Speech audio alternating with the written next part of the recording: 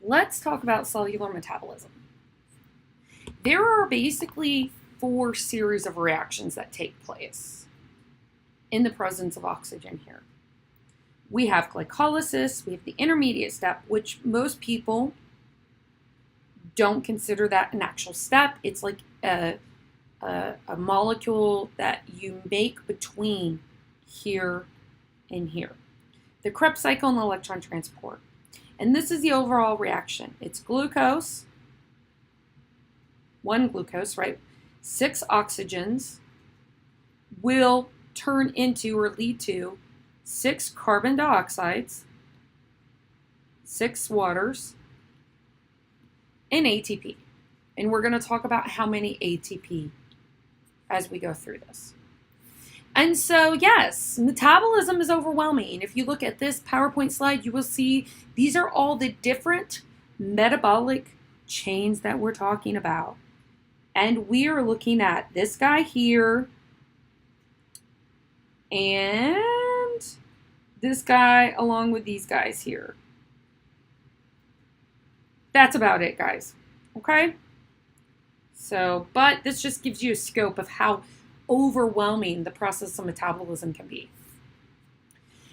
And so when we're looking at this, you can see we start with the first process, which is glycolysis. And this is where you're going to take your glucose, it's coming from your carbohydrates, and it's going to change it into pyruvic acid or pyruvate. This happens in the cytosol, right? And basically it goes from 1 molecule of glucose to 2 molecules of pyruvic acid. So from this point on, everything is multiplied by 2. Now, this happens out in the cytoplasm over here, or the cytosol, right? And then the rest of the processes are going to be in the mitochondria, so we need to get through here. Now, we're going to make acetylcholine in this, and that is what we know as the intermediate step. And that's important because it's going to feed into the Krebs cycle. The Krebs cycle is also known as the TCA cycle, the tricarboxylic acid cycle. There's a lot of different names that it has. So, this guy is basically, you're going to have 2 molecules of acetylcholine coming in here. And from here, you're going to make all kinds of energy carriers. From each process, from here and from here, we are going to make what's known as NADH. And these are electron carriers. And basically, in the form, they are going to store the chemical energy that's going to move over here to go into what's known as oxidative phosphorylation. And this is a series of what's known as the electron transport chain and chemiosmosis. And through that process, we're going to make the most ATP here. Okay? So we're going to talk about each one of these steps in more detail. So,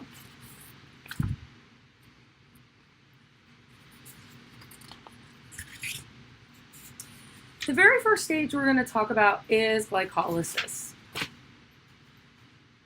And your main reactant that you're going to start with here is glucose and this molecule called NAD+. Now, both of those are important to allow this reaction to happen. Of course, it's in the cytoplasm. And so the products that you're going to make are 2 pyruvate, 2 NADH, and 2 ATPs. Now, if you are making ATPs, then you know that you also need ADP as well, right? And so let's look at all the different molecules and where they're coming from here. And so this is glycolysis. And so as you notice, here is glucose coming in. And if you go through here and you check it out, basically the very first phase that you're looking into from here to here is what's known as energy investment. What does that mean? Do you notice that we have 2 ATPs coming in here? Okay. So we have 1 glucose that we start with, and now we have 2 ATPs. The ATP is bringing in energy. And you can see, just so that I can show you, because I just love the biochem of all of this physiology that we get to learn. This is a circle, right? Because carbohydrates can both be in cyclized or linear. And then once this reaction happens, and this is the name of the enzyme, hexokinase, basically you get this really long line here. You can see that the green is here and the blue is here. And then the phosphate that helped with getting some of that energy in is put right there. Then you have phosphoglucose isomerase come in here. And basically, if you look, the only thing they're doing is this end gets changed a little bit. And an isomer is something that has the same molecules but looks differently. Or has the same atoms but looks differently. And then again, we get more energy coming in, and now we have phosphates on both sides.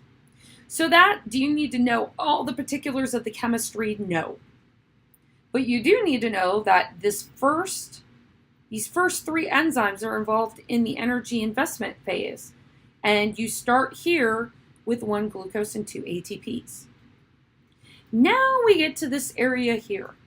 That's called the second phase, which is cleavage. And that's exactly what's happening here. Like a meat cleaver, you're going to cut them in half. One is going to go to a molecule called DHAP, and then the other one is G3P. Now, remember earlier when I talked about I just made a mention of the hot stepsister and the ugly stepsister? And so on here, what's happening is this guy, glucose 3-phosphate, this is the hot stepsister. This is the one that's going to keep going out on dates, i.e. we're going to keep going. This right here just happens to be the ugly stepsister.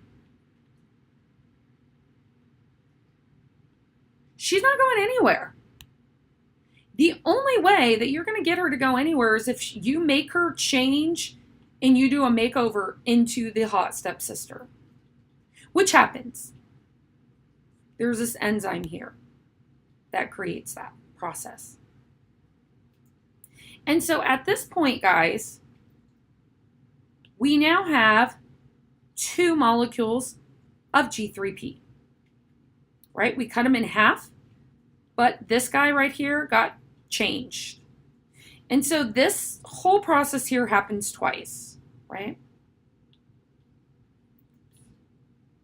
Sorry.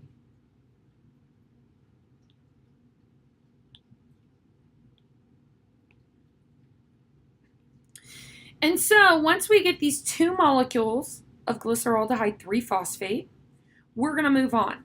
Now the reason why I said this is where the glycerol from the fatty acids enters in here. And you can see glyceraldehyde is a way that you can remember that the glycerol part of this is what makes all this work. Now we had 1 glucose, 2 ATPs, and now we're bringing in an NAD+. Now NAD+ to NADH. Question here. Oxidative or reduction reaction? Leo says GER. Loss of electrons? Oxidation, right? Gain of electrons? Reduction. So if you notice, we go from being positive to not having a positive sign anymore. To get rid of positive or protons, you add electrons. Now, you can also just remember reduction means you add an H. So this is a reduction reaction. And this is how we're getting some of that energy over. So we're going to have that NADH come in here through this. And so you're going to have basically 2 NADHs, because remember, this happens 2 times. And then this last phase that you see is what's known as energy liberation. And let's see why we call it that. Well, do you see how you have an ADP here, and it comes out and it makes ATP, right? So we're liberating energy. How many are there? Well, that part happens twice. So there's 2 ATPs here, right? Then you go through, you'll see water's released here. And then what's this last step doing? Again, making ATP. So you have 2 ATP molecules here. That's a total of 4, right? So the net outcome of ATP here, if you remember, I said 2 ATPs are made, right? Really 4 total, but we use 2 of them at the beginning. So these are the 3 stages of glycolysis that happens in the cytoplasm or cytosol. So you can see here, phase 1, energy investment. You can see the sugars being activated, and you're going to take 2 ATPs in to make 2 ADPs. Cleavage is when you take that fructose 1,6-bisphosphate and you cleave it in half by aldolase. And this is a cleavage reaction, right? And then you have DHAP, DHAP, which is a dihydroxyacetone phosphate, and glyceraldehyde 3-phosphate. And basically, this guy gets moved to this guy, so you continue to the last phase, which is then energy liberation. You liberate 4 ATPs here, but your net outcome is 2, right? So glycolysis net outcome of ATP production is 2 ATPs. You also make 2 NADHs here, which go on to the last phase, which is oxidative phosphorylation. Now this guy, our final product is 2 pyruvates or pyruvic acid, right? And so this guy can't feed straight into the Krebs cycle. So this is what's called, it's used pyruvate dehydrogenase.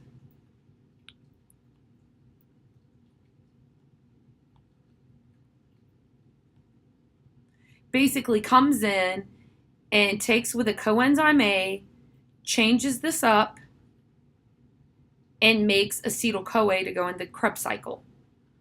If there's not enough oxygen, this is if oxygen's present.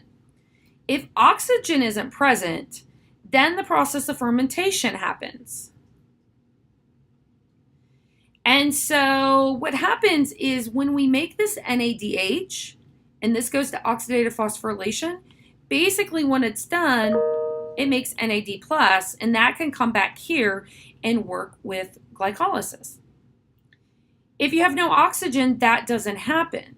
And so the process of fermentation is taking those 2 NADHs and putting them into NAD pluses to go back into this. And the process of that makes lactic acid. And that's why if you're out of shape and you go to run, the next day you're really, really sore because you have lactate or lactic acid buildup in your muscles that destroys your muscles. And that's because there's not enough oxygen there to help with this whole process going to fruition. So basically, to make enough glucose to keep running, they go through the process of fermentation.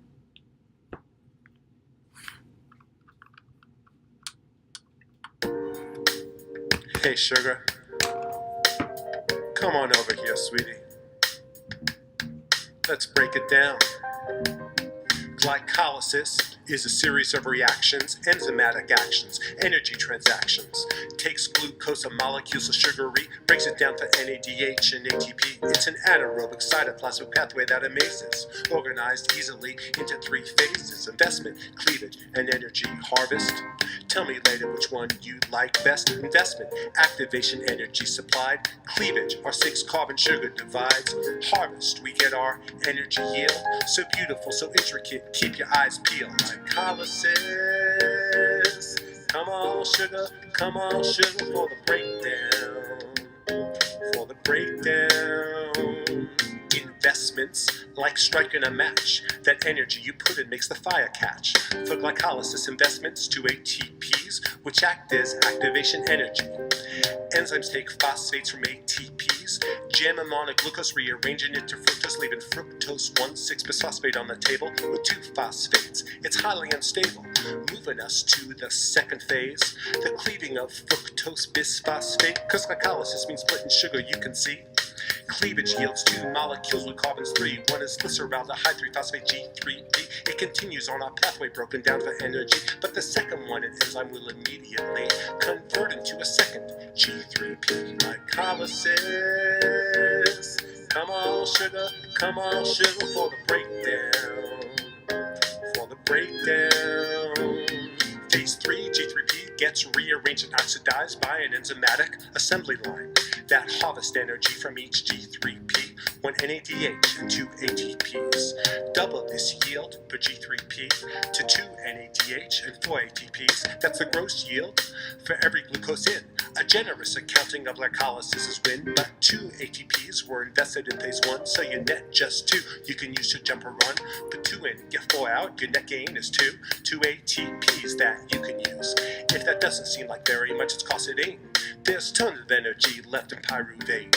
The 2,3 carbon molecules we're left with at the end, and what happens to pyruvate's going to depend on the metabolic pathway where pyruvate gets sent. If it's anaerobic, it'll be fermented, but in aerobic cells, pyruvate's termination will be the Krebs cycle and total oxidation. Glycolysis. Come on, sugar for the breakdown. For the breakdown. Glycolysis starts with investment of 2 ATPs to the glucose that we started with. The product is cleaved into 2 G3Ps from which the cell harvests NADH and ATPs. This anaerobic pathway is respiration's first phase, billions of years old, evolved in ancient days before O2 accumulated in the seas, before eukaryotic cells arrived on the scene. It's everywhere, ubiquitous in every organism. Bacteria, sequoia tree, no matter your metabolism, happens in the cytoplasm, doesn't need no organelles. You want to find glycolysis? Look at any cell. Glycolysis. Come on, sugar for the breakdown. For the breakdown. Glycolysis. So that's my favorite Glen there. So now we're on to this really quick. This is the intermediate phase. You can see here you have the pyruvate, and it comes through these shuttles into what's called the mitochondrial matrix here. Right? This is the inner membrane here. This is the outer membrane. This is the inner membrane space between the two, right? And so here you're going to basically have this pyruvate mixed with an acetyl-CoA derivative and that NAD+. And through pyruvate dehydration is going to make that acetyl-CoA. This is a coenzyme A here. And so that's going to add that coenzyme A onto the pyruvate molecule, making it acetyl-CoA for the coenzyme A. This is the first time you'll see the production of the waste molecule carbon dioxide and our electron carrier NADH. Now, CO2, when you're running, right, you'll start breathing a lot. And the breathing isn't to get oxygen back to your body, it's to get rid of CO2. So this is the first place for which you're starting to make CO2. And then we're going to talk more here in a second about the second spot.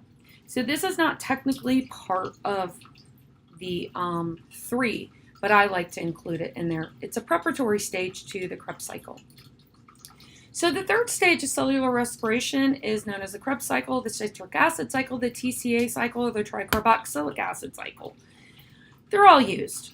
It happens in the mitochondrial matrix, the same area, and basically this is where the complete oxidation of glucose occurs. So basically all the electrons that we can take from glucose and break it down, this is where we're happening. Again, our major starting product or reactant is 2 acetyl-CoAs, right? And these are all the guys you're going to make. You're going to make 4 carbon dioxide. Total waste product, right? This, NADH, is going to go to the oxphos. FADH2, this is the first time you've seen it. This is in another electron carrier. It's going to go to oxphos. And then 2 ATPs are made here. So if you go into this, right, you can see Basically what happens is that transitional or intermediate phase that goes from the pyruvate or pyruvic acid to acetyl-CoA. And then basically what happens is acetyl-CoA comes in, combines with oxonyl acetate, which is part of the cycle, and makes citric acid immediately. That's the initial molecule that you react with. That's the reason why it's called the citric acid cycle. And then from there, you can see it's cyclic. It goes around.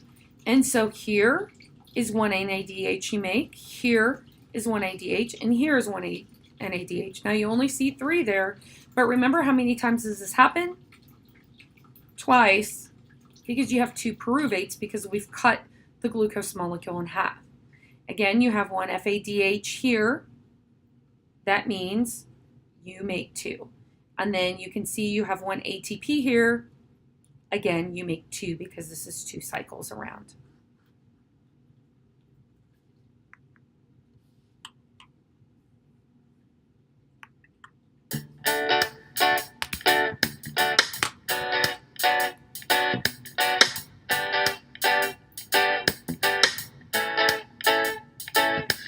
Matrix of the mitochondria of all our cells is the cycle of reactions that won Hans Krebs a Nobel Prize. The cycle takes the energy and food and makes it into other forms your cells can use. Krebs cycle makes electron carrier NADH, which later brings electrons to the electron transport chain. And Krebs makes FADH2, its function is the same.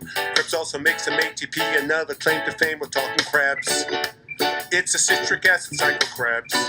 Tricarboxylic acid cycle, Krebs. Each cycle makes one ATP, 3 NADH, 1 FADH2. Right before the cycle's a transitional part, links Krebs to glycolysis so Krebs can start. Enzymes break a CO2 off a pyruvate, yields an NADH and acetyl-CoA.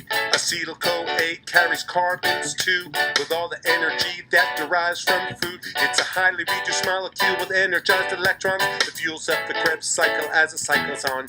Now after start of Krebs, this acetyl-CoA has the 2 carbons it carries in, ripped away. Enzymes put these on oxaloacetate with carbons 4, make 6 carbon citric acid. Who could ask for more? Notice 3 carboxyl groups on the citric acid. That's why the cycle's also named for tricarboxylic acid, or TCA cycle if it's acronyms that you prefer. Krebs in honor of its discoverer, Krebs. It's a citric acid cycle, Krebs. Tricarboxylic acid cycle, Krebs. Each cycle makes one ATP, 3 NADH, 1 FADH2. Enzymes work on citric acid and remove the CO2, and other enzymes modify and oxidize it too. The 5-carbon result is alpha ketoglutarate. Krebs cycle, it's so great. Every oxidation compound the reduction of NAD+, which gains electron carrying function, become an NADH, that energy sensation, which later on in respiration powers ATP creation. Another oxidation follows another CO2 remove, leaving us with a 4-carbon molecule. Another NADH results from this oxidation, which Krebs does its energy transformations. This 4-carbon molecule, acetyl-CoA, still has lots of energy enzymes can take away. A series of reactions yield 1 ATP, the cell's main energy currency, leaving just enough energy for enzymes to reduce NFADH to FADH2, and 1 less NAD+ will also get reduced as the final electron carrier NADH gets produced. We've harvested what energy came in at Krebs to start. Now we have oxaloacetate at this final part. Oxaloacetate is the commencement and finale, ready to meet acetyl-CoA, and here at the final tally. Krebs goes round and round, such an ancient cycle, spinning like the wheels of my bicycle. Krebs like the axle of aerobic respiration. I breathe out of CO2 with every exhalation. We've walked through the cycle, so now let's review. Input is acetyl-CoA with carbons 2. The carbons get removed, releasing CO2. Exhaling sends the CO2 out of you. The cycle's functions energy transformation, 3 NADH, 1 FADH2 creation, and also synthesis of 1 ATP, which cells directly utilize for energy. For every glucose cells absorbed, the cycle runs 2 times. As long as cells get fuel, Krebs is running just fine. It precedes electron transport chain, it follows glycolysis, it's spinning round and round in the mitochondrial matrix, Krebs. It's a citric acid cycle, Krebs. Tricarboxylic acid cycle, Krebs. The cycle makes 1 ATP, 3 NADH, 1 FADH2, Krebs. It's a citric acid. I do really like those songs. Anyway, so now let's look at the final part, oxidative phosphorylation. And so what we're going to have here, it's made up of two parts. It's part of the electron transport chain, which is a set of enzymes that basically are going to pump hydrogens across the membrane to create a gradient to do the last part, which is chemiosmosis, activate ATP synthase. And so the location that this happens is in the area called the cristae, which are these invaginations in the mitochondria in the intermembrane space. Electrons are carried in, or that energy of the electrons are carried in by NADH and FADH2. The NADH is coming from both the Krebs cycle and glycolysis, along with that intermediate step that we talked about, and the FADH2 is coming in from the Krebs cycle. They are going to be passed through a series, so they're going to donate their electrons to an enzyme, and then those enzymes are going to pass them down through a series of electron-carrying reactions. The electrons move from high energy to low energy. It's almost like they're going down a slide from the top to the bottom. And once they're at the bottom, or you can say that they're dropped off on a big mountain at the top by a helicopter, and they're just going to roll downhill, and when they get to the very bottom of the hill, they need to go somewhere, so a boat's going to pick them up, right? And so you're going to see this go through here. Energy from the electron pump that you basically pump these protons or hydrogens across from the matrix to the intermembrane space is going to help activate ATP synthase. So it yields up to 30 to 34 ATP molecules per glucose molecule. So in the mitochondrion, the energy stored in NADH is used to generate a proton gradient across the mitochondrial membrane, and the energy of the proton gradient is used to make ATP. When glucose is oxidized during glycolysis and the Krebs cycle, the coenzymes NAD and FAD are reduced to NADH and FADH2. Inside the mitochondrial matrix, the electrons from NADH are transferred to the electron carrier coenzyme Q by NADH dehydrogenase, and the protons are transferred across the membrane to the intermembrane space. Coenzyme Q carries the electrons to the cytochrome BC1 complex. As the electrons move from the BC1 to cytochrome C, more protons are carried from the inside to the outside of the membrane. Electrons are also transferred from FADH2 to coenzyme Q, with the protons being transferred across the membrane. Cytochrome C transfers electrons to the cytochrome C oxidase complex. Protons are also transferred to the outside of the membrane by the cytochrome C oxidase complex. The cytochrome oxidase complex then transfers electrons from cytochrome C to oxygen, the terminal electron acceptor, and water is formed as the product. The transfer of protons to the intermembrane space generates a proton motive force across the inner membrane of the mitochondrion. Since membranes are impermeable to ions, the protons that re-enter the matrix pass through special proton channel proteins called ATP synthase. The energy derived from the movement of these protons is used to synthesize ATP from ADP and phosphate. Formation of ATP by this mechanism is referred to as oxidative phosphorylation. So that kind of gives you a good idea on how it works.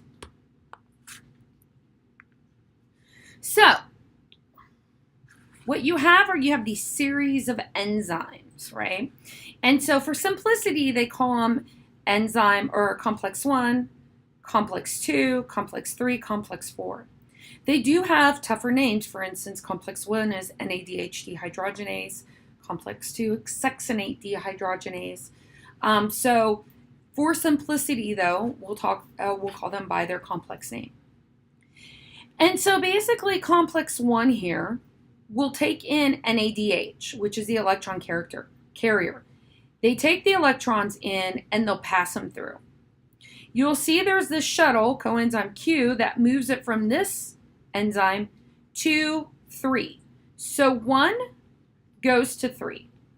And as you move these through, it's going to use the energy to pump hydrogens from the matrix here to the inner membrane space.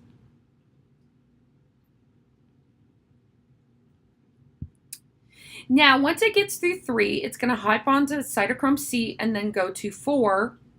Then again, you'll see as it moves through, it's going to use that energy to pump the hydrogens across.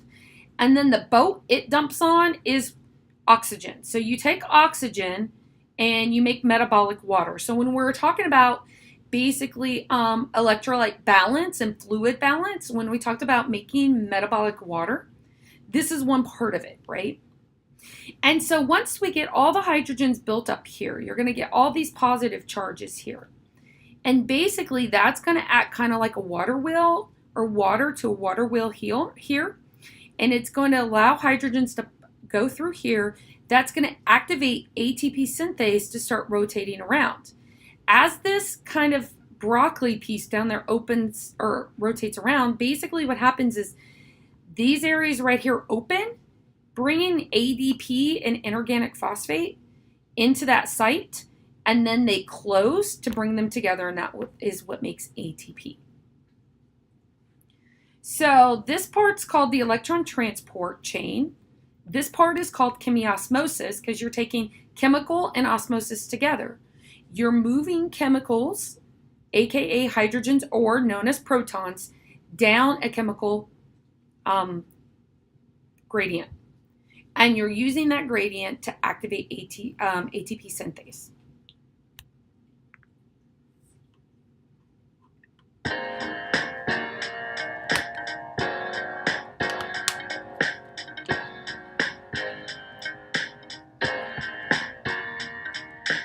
Welcome to the story about cell energy. The goal is explaining how cells make ATP. It happens in the mitochondria, which you can think of as the cell's energy factory. Mitochondria are double membrane organelles, an inner membrane and an outer one as well. The mitochondrial matrix is the fluid inside. It's where reactions like Krebs cycle reside. Glycolysis and Krebs make NADH and FADH2 from energy and food. These electron carriers make their way from the matrix to the inner membrane. And that's where you find the electron transport chain. It's a series of enzymes embedded in the membrane, which take the electron carriers' electrons and uses their energy for pumping protons. The mitochondrial electron transport chain uses electron energy for pumping protons from the mitochondrial matrix to the intermembrane space, increasing proton concentration in that place. The only way the protons can escape is through a channel and an enzyme ATP synthase, which uses diffused protons' kinetic energy to make ATP from A to B and P. The chain is a series of enzymes in a row. Each accepts electrons and lets them go to the next carrier in this transport chain. It's kind of organized like a bucket brigade. What drives electrons down this enzymatic series is the growing level of each carriage electronegativity into oxygen. Electrons ultimately fall. It's the most electronegative of them all. It's NADH that starts this run, donating electrons to complex number 1. This powers that can transport as protons are displaced and get pumped from the matrix to the intermembrane space. From complex 1, electrons flow to ubiquinone, also known as Q, which floats through the inner membrane happily and brings its electrons to complex 3. And you can guess the function of complex 3. It's another proton pump using electron energy. Protons jam up in that intermembrane compartment like 100 people in a one-bedroom apartment. The mitochondrial electron transport chain uses electron energy for pumping protons from the mitochondrial matrix to the intermembrane space, increasing proton concentration in that place. The only way the protons can escape is through a channel and an enzyme ATP synthase, which uses diffused protons' kinetic energy to make ATP from A to B and P. Complex 2 is for FADH2, which donates electrons, which then get passed to Q, which once again passes them to complex 3, which pumps protons using electron energy. From complex 3, the electrons proceed to another mobile carrier, cytochrome C, which donates the electrons to complex 4. Another proton pump, could you ask for more? After complex 4, electrons flow to oxygen, which is ever so Electronegative, it pulls electrons down the chain, keeping them moving like the cars of a train. And as O2 does this electron grabbing trick, it also grabs protons from the matrix. They all combine to form H2O.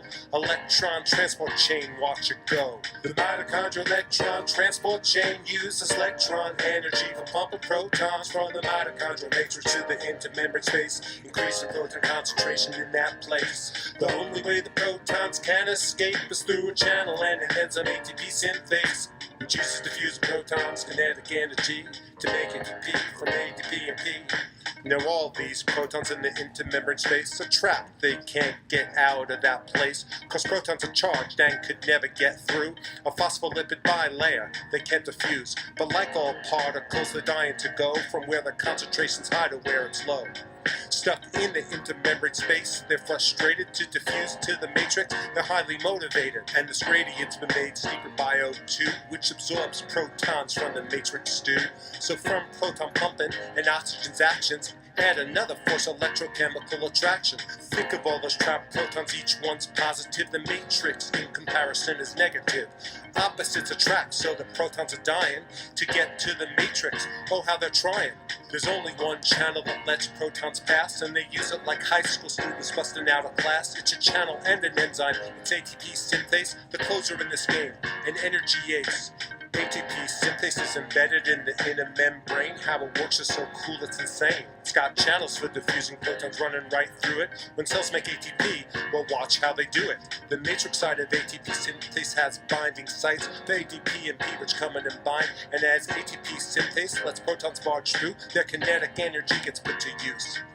Like water through a turbine, proton movement generates rotation, changing synthases, binding site conformation, which catalyzes chemical bond formation. ADP and P make ATP that energy sensation. The mitochondrial electron transport chain uses electron energy for pumping protons from the mitochondrial matrix to the intermembrane space, increasing proton concentration in that place. The only way the protons can escape is through a channel and an enzyme ATP synthase, which uses diffused protons kinetic energy to make ATP from A to B and P. The mitochondrial electron transport chain uses electron energy for pumping protons from the mitochondrial matrix to the intermembrane space, increasing proton concentration in that place. The only way the protons can escape is through a channel and an enzyme ATP synthase, which uses diffused protons kinetic. So, again, you can just look at this and see the most important components on there. You do get that electron transport chain, helps to create that proton gradient or hydrogen gradient to allow activation of ATP synthase.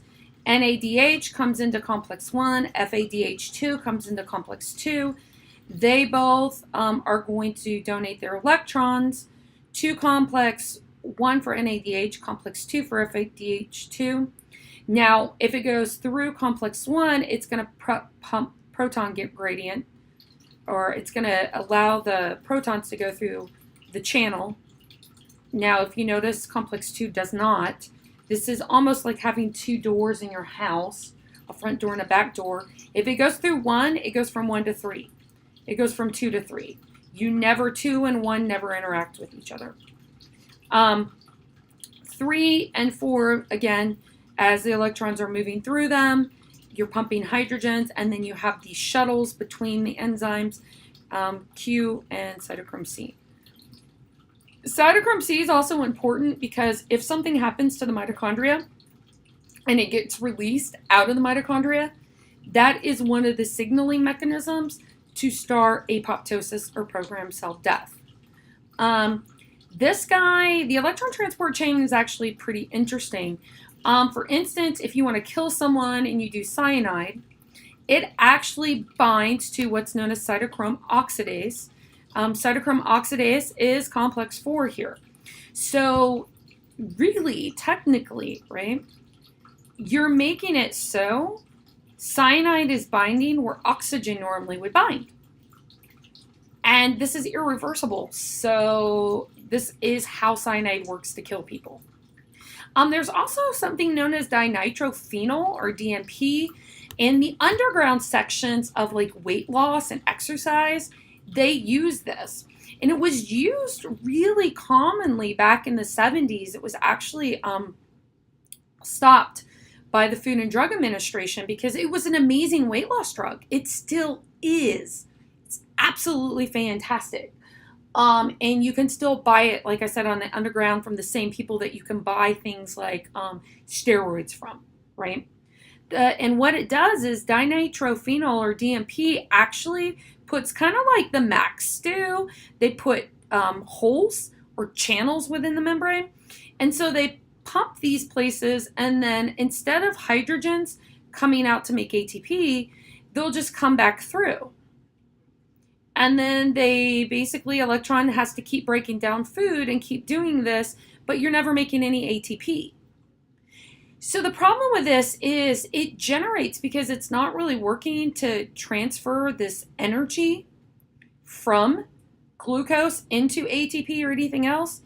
The problem with this is that A, if you take too much, you can kill yourself because the mitochondria can no longer make any ATP because it can't generate this gradient. And B, if you take too much as well, because you have all this energy being converted, it has nowhere to go and be used. It causes your temperature to raise drastically. And there's no way to get it down at a certain point. It just keeps getting higher and higher and higher and higher. And before people realize it, they're denaturing all their proteins and they're dying. And this is what was happening to the people in the 70s, that they were taking too much of this and basically they were burning themselves out, right? And it basically, from what I've read, because obviously I've never taken it, never would, people feel like they're burning from the inside out. So if anybody ever, and it can also cause, if it doesn't kill you there, it can cause skin lesions and it can cause cataracts. And basically it just completely uncouples electron transport to ATP synthase. And it can basically change your temperature. A lot of times an average 38 degrees Celsius. Some people can be as high as 43 degrees Celsius. Or it can, 38 degrees Celsius is the average, and this can change your temperature up to being about 43.3% Celsius on average. That's 109 degrees, guys, right? And so, yes, it can very much kill you. So these are just a couple things that relate specifically to the electron transport that you may come encounter if you're ever a healthcare professional. And so the average that we make in this, just remember, it's the highest amount of energy that's made out of every process here. And so this kind of gives you an idea, and it changes, right? This says 28, but I would look at 30 to 34 is the average, and it's on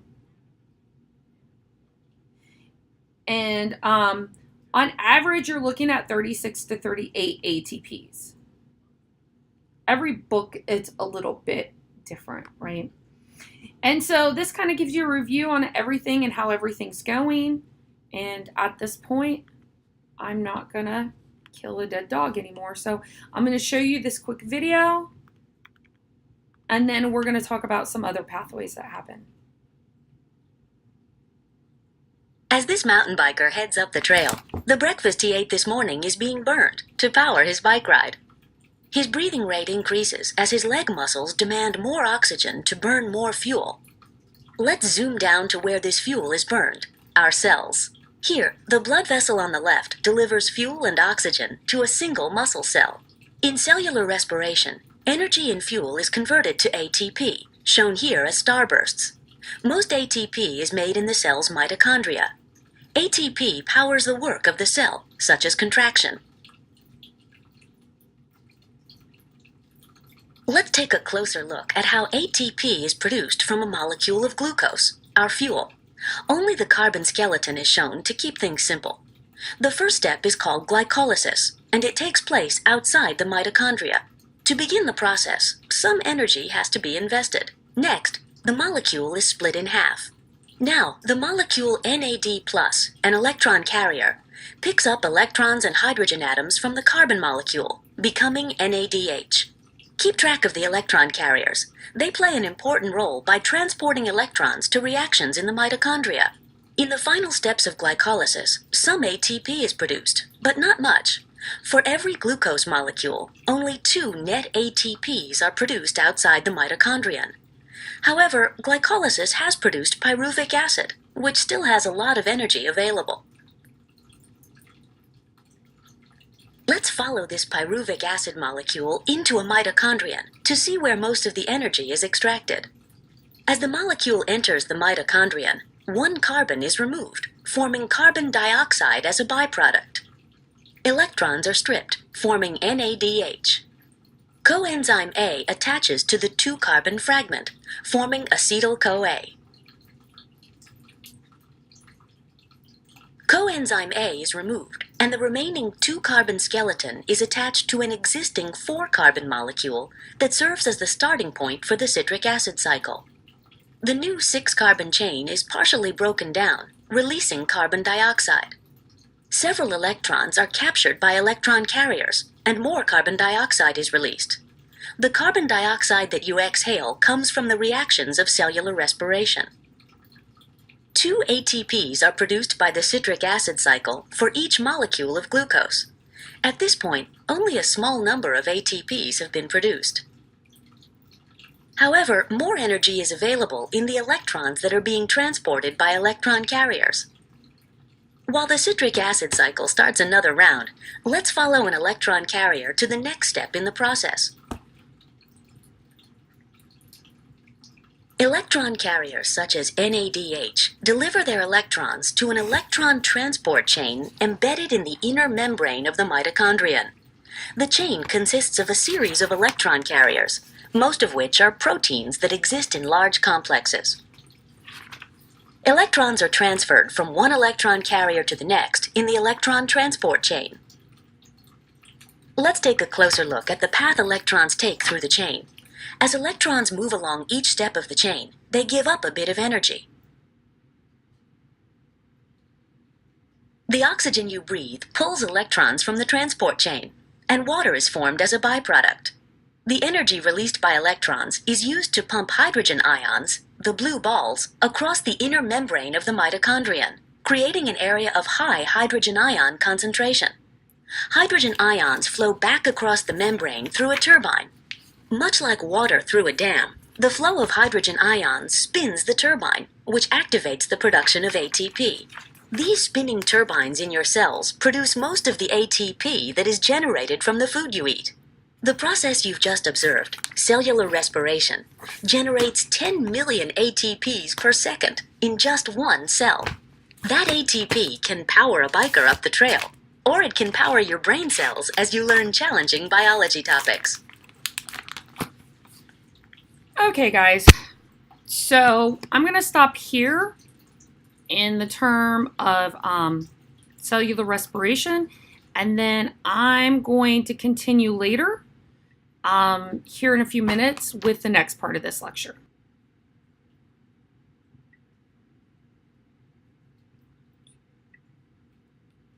Is this part 2?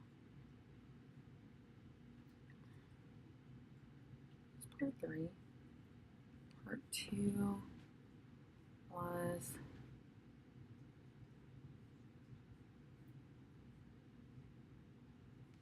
this is part 4, right?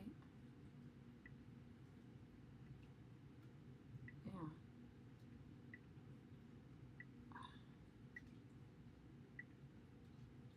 What the hell is going on here? Complete. Please don't say I lost this. This is... Now that we've talked about all the different things that we can eat, part 4, save as part 4. Wait, where is it? Oh my God, please don't say that. It's gone.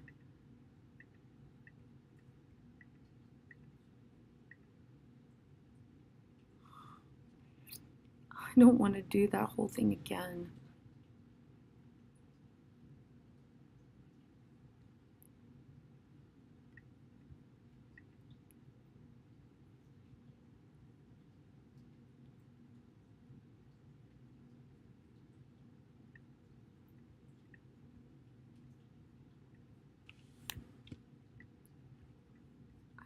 What's going on? Cancel.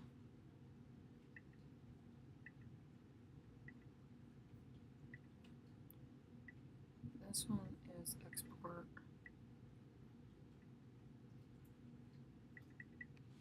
BIOL2402 nutrition part 3.